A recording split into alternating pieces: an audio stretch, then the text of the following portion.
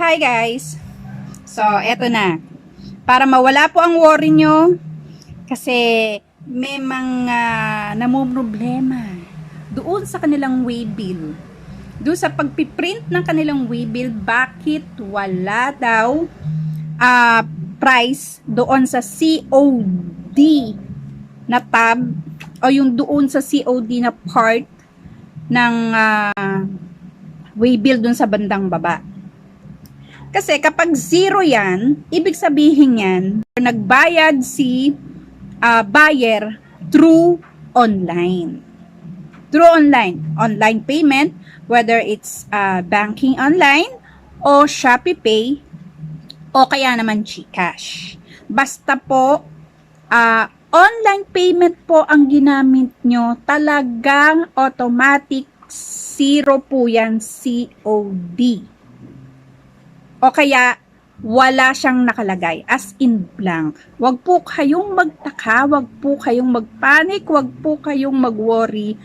Kasi, kapag in-scan po yan ni rider, lalabas po sa scanner ni rider yung amount na binili sa inyo. Phone number ng buyer at cellphone number ni seller, wala na rin po yan sa waybill.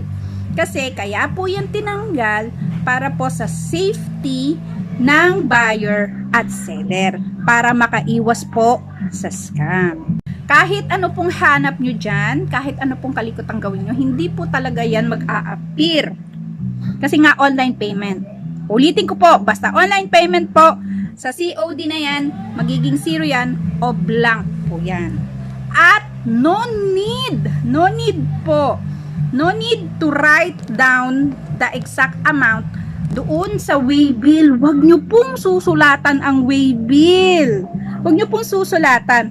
Kasi di ba may mga ano yan, may mga barcode.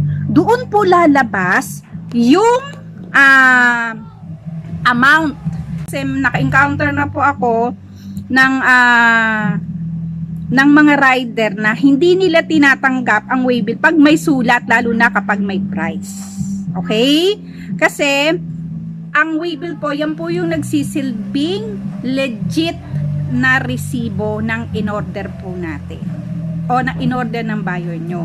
Kasi doon sa mga barcodes, doon po yan makikita kung ano po ang kung ano po yung price. Doon po yan makikita. Huwag nyo na pong isulat. Huwag nyo na pong sulatan. Doon naman po sa nagwo-worry na scam naman daw po, hindi po yan mai-scam. Kasi ang airwaybill po, andyan po lahat ng details ng buyer, ng seller, kung magkano, kung wala man yun, kasi online payment, nandun po sa barcode. Pag yun po in-scan ni delivery rider, lalabas po yun. Okay po? Hindi po mai-scam.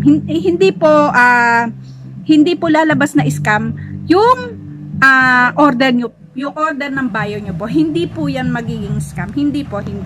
Generate po yon sa mga barcode.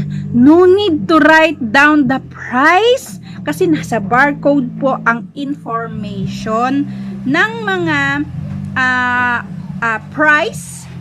Andun din po yung kay rider din po yung cellphone number ni buyer at ni seller. Siya lang po ang nakakaalam. Airwaybill talagang tinanggal na po yan. Siguro may higit 1 taon nang tinanggal. Kasi nga po may mga situation na nai-scam po yung mga yung seller o kaya yung buyer, nai-scam po. Kaya ito pa, kapag na-receive nyo na po yung ang inyong parcel, yung waybill na nakadikit doon, please, gupit. Yung hindi mababasa yung waybill, yung pangalan, yung address. Para po kahit na wala po yung phone number ni buyer at phone number ni seller, safe po yun. Properly dispose po tayo, ha? Para hindi rin po tayo maloko nung mga walang magandang magawa dyan sa tabi-tabi. So, wag po kayong magalala. yung number ni buyer, cellphone number ni buyer, cellphone number ni seller, tinanggal na po talaga yan sa waybill. At kapag nag-zero ang inyong COD, nakalagay doon COD, yun po ay online payment. At paki-check po ang inyong payment method doon sa order details, kung COD siya, kung through banking online o Shopee Pay, o kung anumang payment method ang kanyang ginamit. Doon nyo po malalaman yan sa order details. Ano po yan? Nakalagay po dyan. Kaya wag po kayong mag-worry. Sabi nga nung isang nag-comment, nai-stress na daw siya. Wag ka nang ma-stress. Okay? Talagang wala talaga yan kapag online payment po ang ginamit ni buyer.